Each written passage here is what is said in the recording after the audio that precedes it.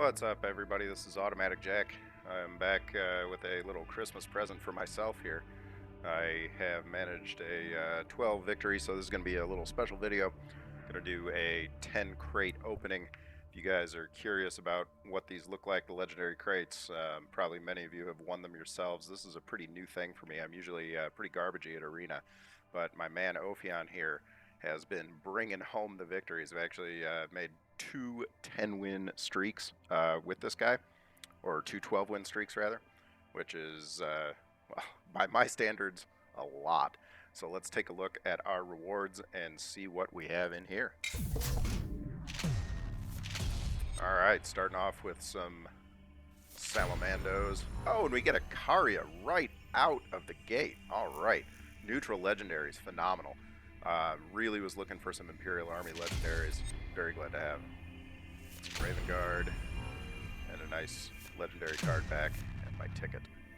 Excellent. So very good start. Very good start. Love the Caria. Need many of the neutral legendaries. I have some, but most of the ones I have are not very good. And we pick up a Warlord.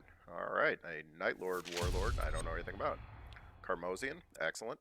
Trying to build an Emperor's Children deck. We'll see how that goes. And Zealous Pawn. That is a, what, a Word Bearer's? Yeah, Word Bearer's tactic. Fascinating. Okay, this might be one of the new cards. I don't recall this card. Let me know in the comments if it is actually one of the new ones. I don't remember.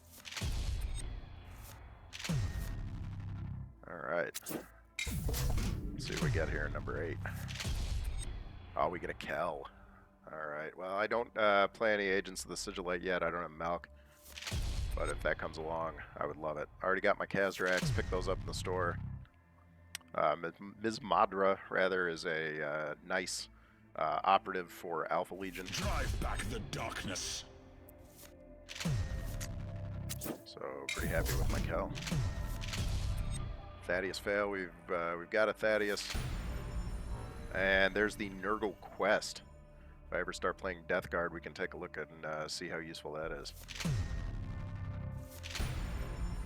I used it during the Death Guard campaign, which was a friggin' nightmare, by the way. God, what have they done to that second Warlord? 2 turns and 4 energy to put in play a 3-cost bunker. Not very good. Not very good. Alright, let's see. We get some Thousand Suns. We get some Wolves. So far, not a lot of armies I'm frequently playing. There's another Night Lord. Looks like a decent Night Lord. My legion counts on me. And a Vicente 6 line. What is here in this next crate? There's a Salamander's Dreadnought. Really is trying to get me to play some Sallies. My cat is complaining about something in the background, probably that I'm not talking to him. And a pretty sweet Ultramarines card back. Look at that sucker. Alright. So far I think our only legendary card is our Caria, not that I'm complaining. So let's take a look at these next 4 crates. What do we have in our 4 crates? Another Warlord, Tybalt Mar this time for the Sons of Horus. And a second Charmosian. This is phenomenal. Always am trying to build decks with paired troops in them. Paired troops, I feel like, give you a lot more consistency. That's kind of common knowledge across these collectible games. And the fact that I have 2 of these epics now, I don't know whether this guy, I mean, he seems like he's a pretty useful dude. Get Marks of Chaos there out across the board. 5/5 for 5 is okay. 5/5 for 5 with the Marks of Chaos thing. I don't know if he gives himself a Mark of Chaos. We will have to play him and find out. They really, really want us to play some South. I know that hurt, but try to smile. Good old Modern being sarcastic. There's our ticket.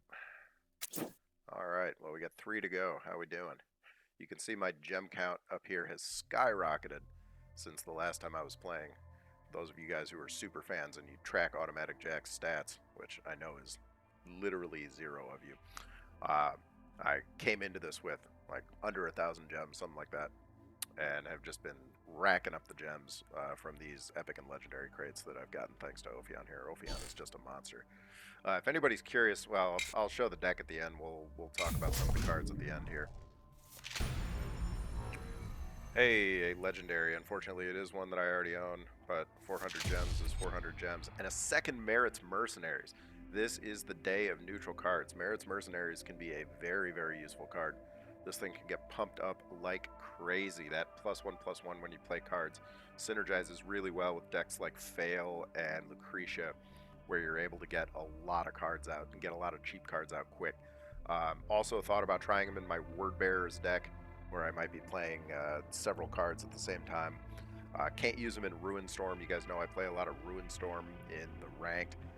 Ruin Storm does not have access to Imperial Army or Mechanicum for their neutral factions. They are, I don't know if they're the only one like that, but they can only take Chaos out of the neutrals. Another Raven Guard here.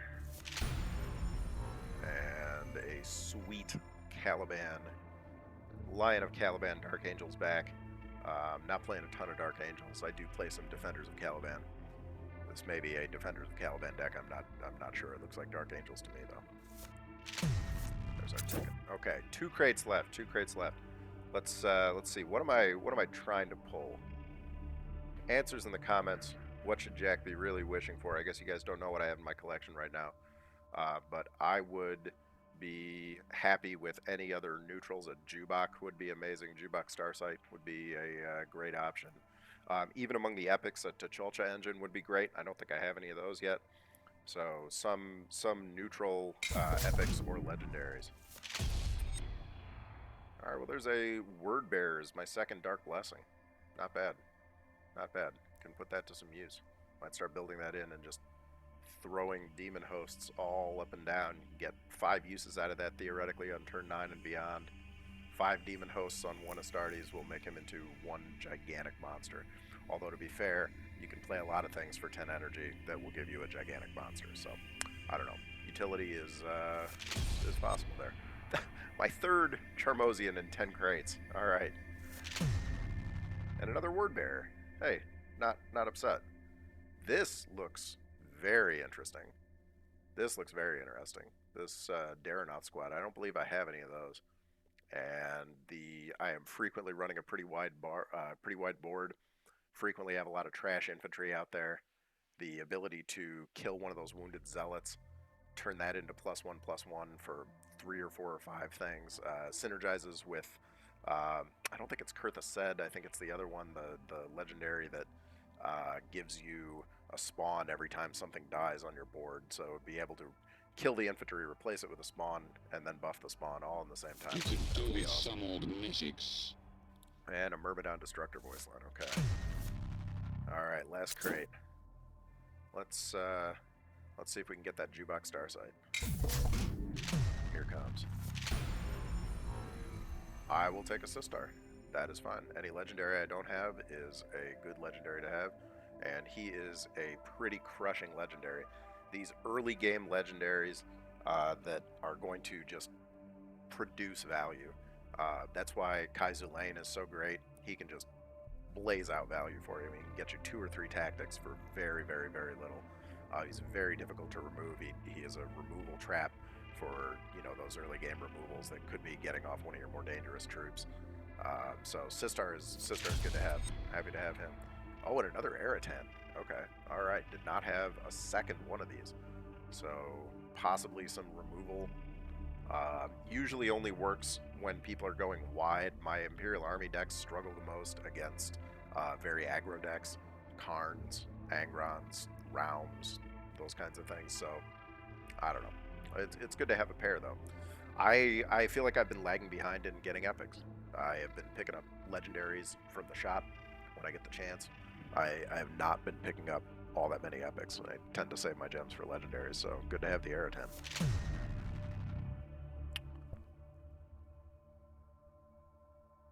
Interesting. Okay, don't really play Iron Hand, so can't help with that. We get some more gems, and our final ticket. All right. Well, let's. Crap. Well, I missed the chance to show my Ophion deck there that was succeeding for me in that 10 or that 12 win streak.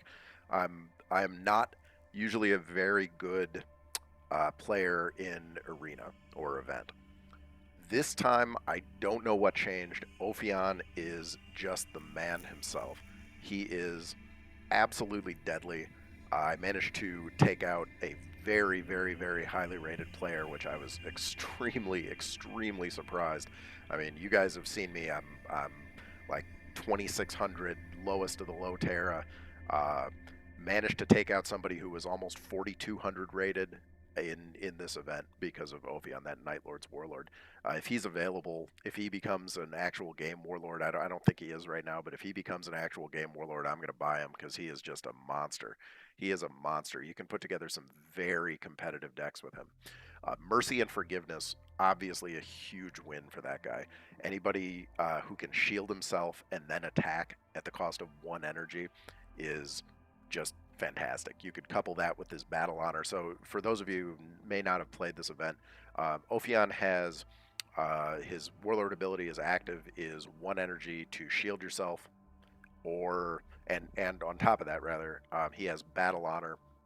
When you hit when you kill an enemy troop, you get frontline and shield for that turn. So that shield is not permanent. That shield goes away automatically after your turn, but you can generate yourself a permanent shield for 1 energy. So Mercy and Forgiveness becomes a just incredibly, incredibly dangerous tool in your arsenal, you know, for 4 energy to get that Bloodthirst. If you can get ahead of people, you can start just smacking them around. Night Lords have a lot of terror. They have a lot of stuff that reduces enemy attack.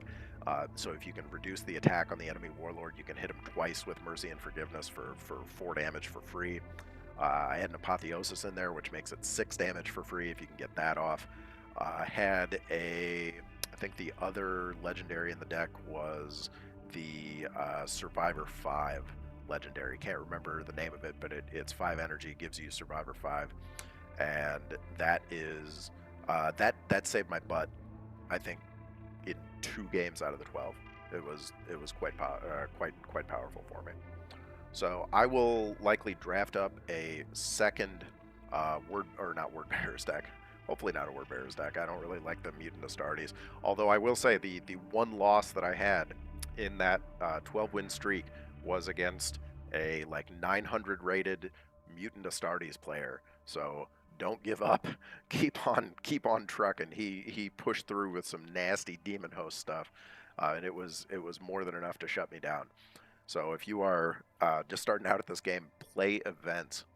Use the tickets you have. Every ticket you have up here is a guaranteed crate. Even if it's just a black crate, who cares? Or blue crate. I think blue crate is the lowest you can get from these events. The guaranteed blue crate. Okay, play the event. If you're in a lodge, if you're not in a lodge, join a lodge. If you are in a lodge, definitely get in there. Yeah, so the guy that I managed to beat was actually in this masterclass lodge, this top-rated lodge that I am as surprised as any of you guys. It was an absolute shock to me.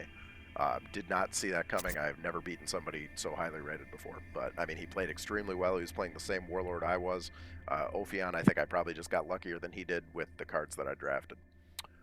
So, actually, if you want to see that game, I'll throw it up there. I'm not trying to dunk on this player. This player is infinitely better, likely, than I will ever be at this game. This guy was just extremely good. Let's see if I can find him. Okay, I believe this is the game. Let's take a look at this deck in action. We're gonna review a little bit of this, and then I will, to cap this off and try to prove my humility, I will show you my loss to the Mutant Astartes player, because I think that one was instructive too. The Night Lords shall unite, and then we will march for terror. Okay, so there's Ophion with his shield power, and I think your top opening here really is if you don't have a way to reduce his attack. If you can reduce his attack, whack him right off the bat, start off ahead. If not, pop up that shield, go from there.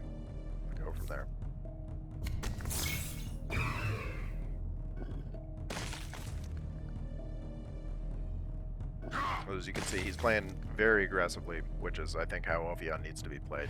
You want to have this as tough as possible.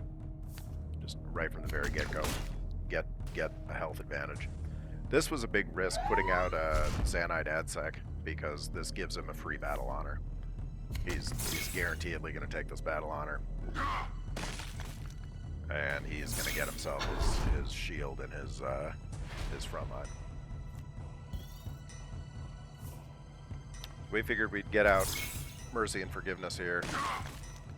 It was a little dumb to pop his shield. It didn't actually do anything for me to pop his shield because he would have lost his shield at the end of that turn anyway, so it didn't really hurt me, it didn't really help me. Couldn't do anything else with that one energy regardless.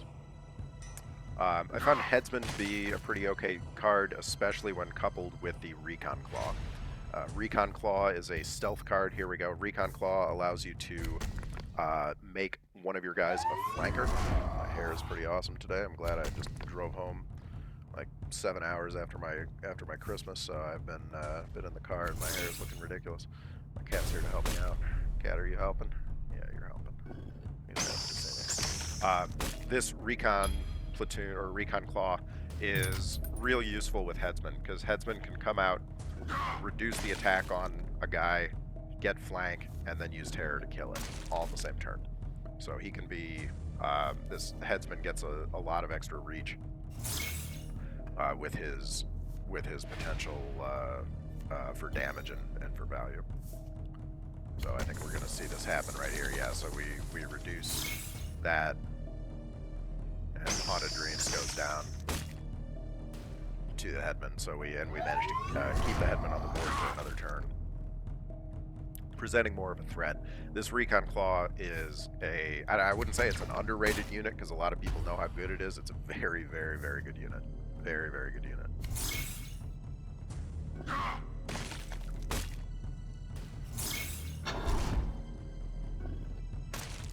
Hi, Cat. Yeah, I don't know where my phone is either. Is it over here? It's over here. It is over here. Okay.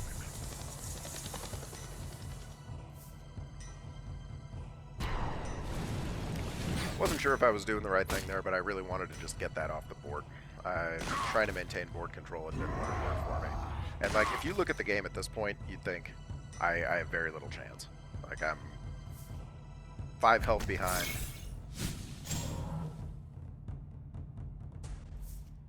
That was a clever move, by the way. I really liked what he did there. And it gets better. And it gets better, yes. And then he kills Melgator, and he's like, "Your use to me is done." He kills Melgator and he heals back up. That is a clever use. I am a very suspicious man. Which is why I reacted with shock and awe. That was a great use of that card. So he gets extra value out of his support talents. Does great. I mean, at this point, I thought I was pretty much doomed, even with the Survivor, but I figured it was worth playing. It goes with the philosophy of don't ever give up. Just don't quit. Don't quit. You could be down to 7 health with Survivor, facing a guy who's got, 15 more health than you and 2,000 more ranking points. You can still maybe make it back.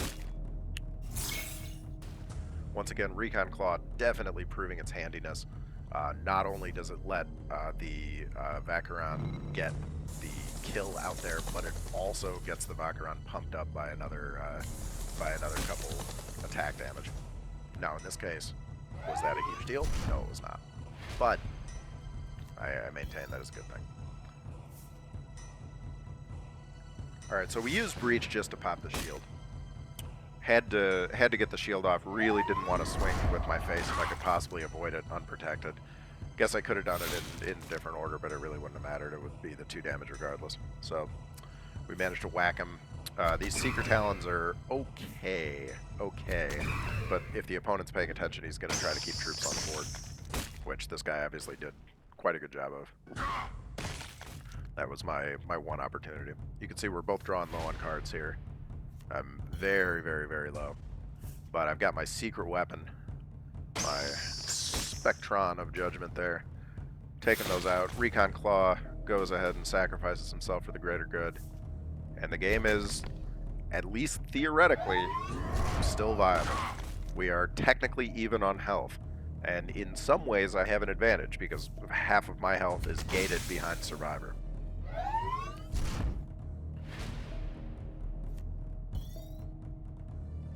I don't remember what I did here or how I got out of this crap. Ah, that was it. It was a very lucky draw with Voss Predator. Oh no, apparently I didn't even use the Voss Predator. It was a very lucky DSATs. So you see, I mean, I won this game largely through luck. Like this was a luck thing.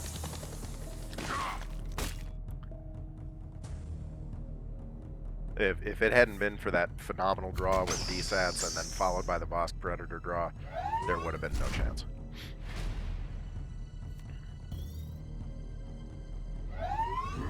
I'm 90% sure that Voss Predator is going to come back and be the killing blow. Also, another lucky draw. 3 cards, no tactics, so my shield stays up. I managed to keep the shield alive. That is real big. And more luck. More luck. I'm telling you guys, RNG plays a big role in this game. Like, this dude had me dead to rights, but RNG came back and saved my butt. Saved my butt.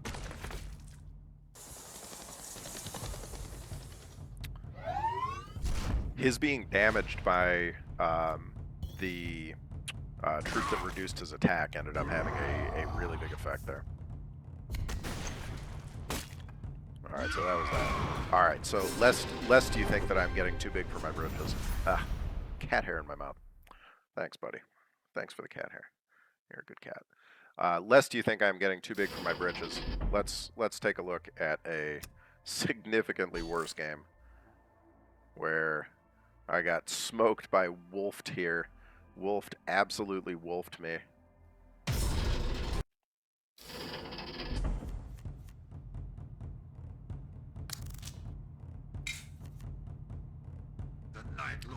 I figured I started off pretty okay.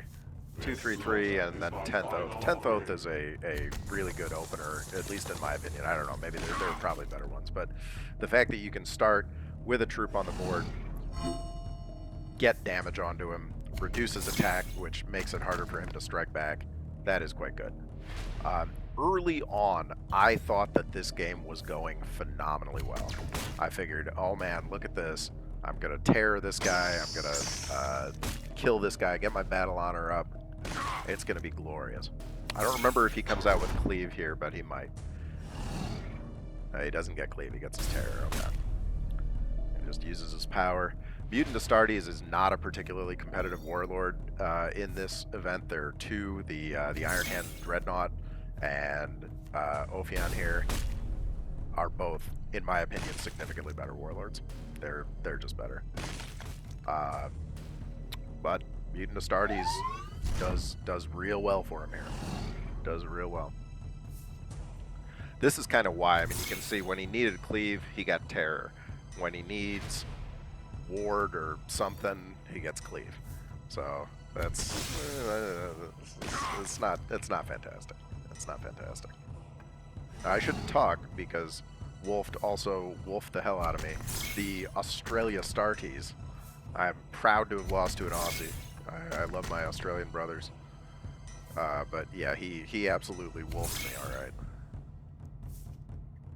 See, when he needed his Unstoppable earlier, he didn't get Unstoppable. He had bad luck with this early on. Speaking of which, get a big whiteboard up, and it is DSAT's time. But the one troop that he needed to survive, survives. So that was some good work on his part. I was kind of torn as to whether I should kill that and reveal stealth. I probably should have, and by probably I mean I definitely should have, because if I had done so, I would have kept that on the board. I was worried. I was trying to figure like maybe I can keep my stealthy guy stealthy.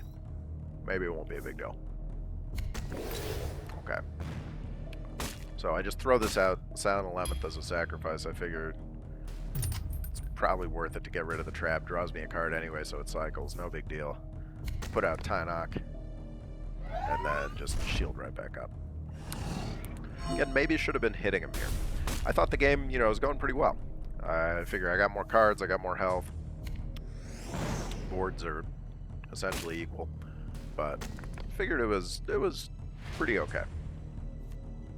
All right, so he gets a spawn, and I make the questionable decision to Vosk Predator that spawn, which I'm not sure was right. It might have been better to headsman that spawn and get the removal on the headsman, but I don't know. I don't know. Either way, another Vosk Predator gets into my hand, so I got it available. Here, just trying to build a board. Sentry gun does a little work. This sentry gun, I have heard people say that this sentry gun card is terrible. I cannot say that I agree. I saw some utility with it. There were enough games where it stayed on the board, especially behind the frontline warlord, where it stayed on the board for 4 turns.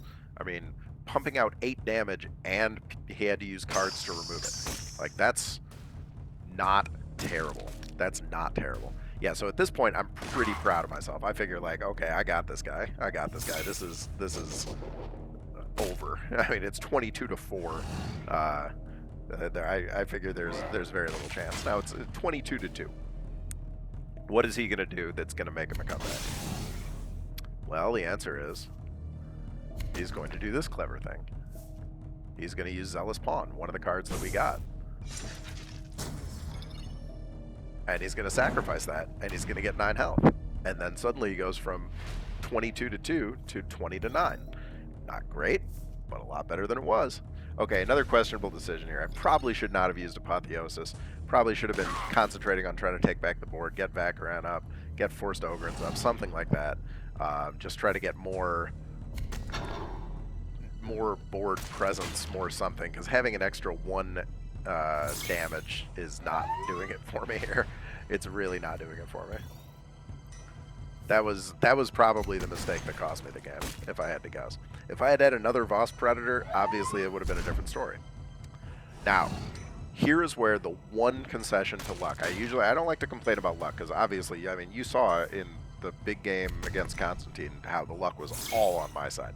In this case, he gets a little bit of luck. He gets some survivor. Kind of like he gets a couple useful survivors that keep him in the game. Obviously not on this turn where I couldn't hit him anyway. He gets survivor back. This gives him a lot, and theoretically he should be hitting me when he has the 2 damage into 3 survivor just for the free 2 damage. I mean, because it's, you know, he would literally heal himself by 1 if he hit me in the face. Because that survivor doesn't stack, like it doesn't stay around. On any other warlord, maybe not. Now, in this case, yes, where it's going to be still there on his turn, sure, I could see that. In the turn previous where I definitely couldn't kill him, not the case. Yeah, but now I knew I was doomed. There was nothing, Rain of Fire was only going to be able to take him out of Survivor, and it wasn't going to be enough. So, unfortunately, that was that, and he was able to put enough damage on the board to end me. Notice. A competent opponent. Tried to give him a little compliment there. And there it is. Okay, so that was the big loss. So we can take one last look. Let's take a look if you're still interested. Thanks for sticking around. If not, no worries. Let's take a look at our 12th game. So this was against Raitan, which is interesting. You don't see many Raitans, in my experience, very late in this particular event. I think that Raitan is probably not as competitive as Ophion. You can see the number of Ophions I played. Like Ophion, Ophion, Ophion. There's a lot of Ophions. It is very, very frequently. And the ones that are not Ophions are the Cardozias. Cardosia is the Iron Hands Dreadnought. I think, in fact, I played 2 Mutant Astartes, won 1, lost 1. Everybody else was Ophion and Cardosia, except for this Raitan right at the very end. Let's watch this one. Let's see what happens. Yeah, Cat, I know. There's somewhere under you is my cigarette, and I would enjoy having access to it. Okay. Maybe it's in my pocket. I take it all back. Alright, so we start off okay. We start off really happy with our Recon Claw. Recon Claw, once again, enormous value. Getting flank on troops with terror is just abusive.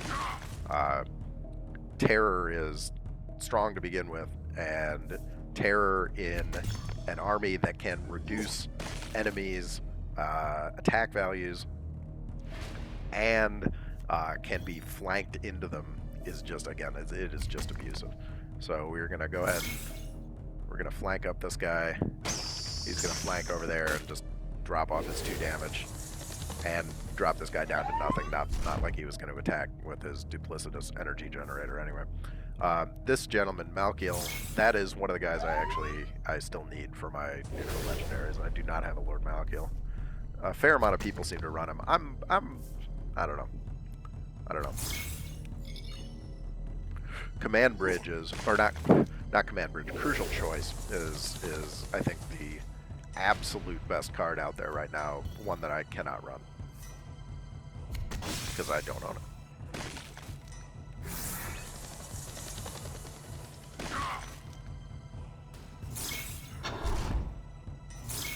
So you can see we're trying to take advantage of that battle honor all the time, just for the free shield.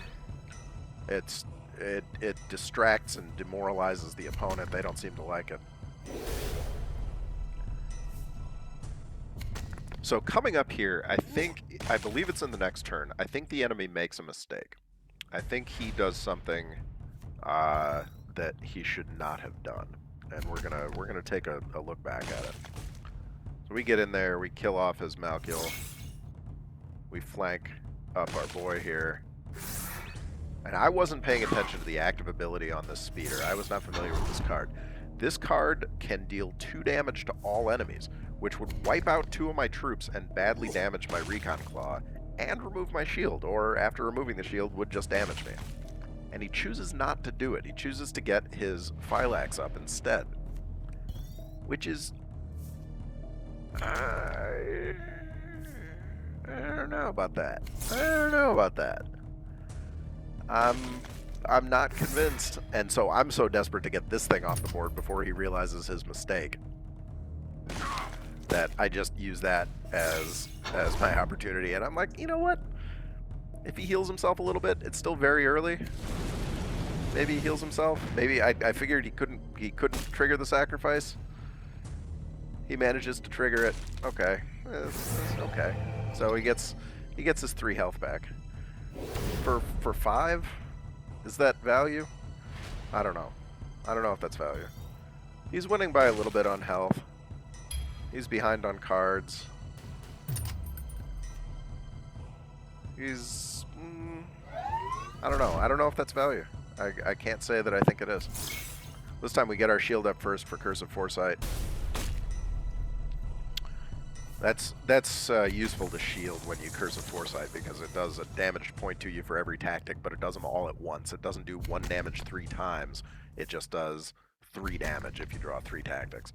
In this case, I only drew 1, but you know, you draw 3 tactics out of that. You don't want to take 3 to the face when you can avoid it.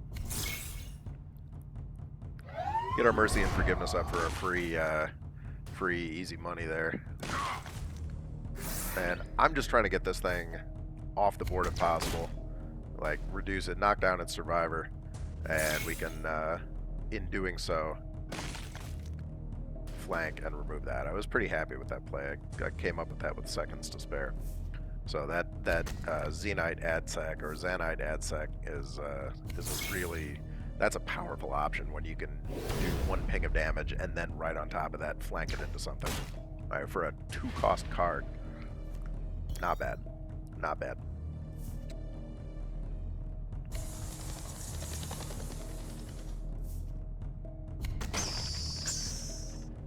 So right there, dropping the attack value of everything lets cards like Night Scythes really shine. Night Scythes is automatically going to destroy anything with 2 or less attack, meaning that 3/3 there falls to it if you can just get its attack down a little bit. Pretty powerful. Pretty powerful. We're by no means running away with this game, though.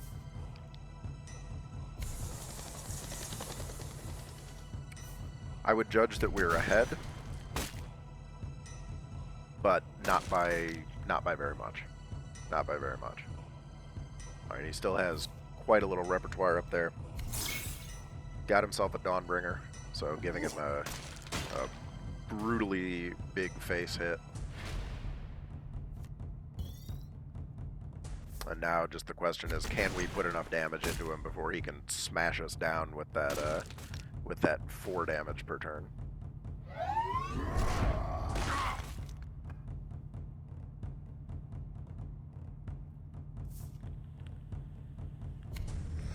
Luck once again. Watch this. Super luck. Right there. Right there. Took it all with our little face. And he did not have 2 more damage. If he had 2 more damage in his hand, we would have had to go back and try again for our 12th win. But he did not. And he drew a card instead of smashing into this and triggering his survivor to get that off the board, which theoretically could have kept him on the board. Now, I did have D-sets. He didn't know that, but I did have D-sets, so it theoretically, it wouldn't have mattered. But if I had been in his position, I would have nailed that tank, gotten that off the board, and then triggered the survivor and had 5 health to an enemy that could do 4. All right, and that was it for our 12th victory. So there's my boy Erebus with his creepy smile. We'll play some Erebus practice games. My Erebus deck is nowhere near good enough to take into ranked yet, but deal damage to enemy troops. Well, we definitely managed that one. All right, well, I hope you guys enjoyed this video. I know it was a little bit outside the typical stuff that I'm putting out there.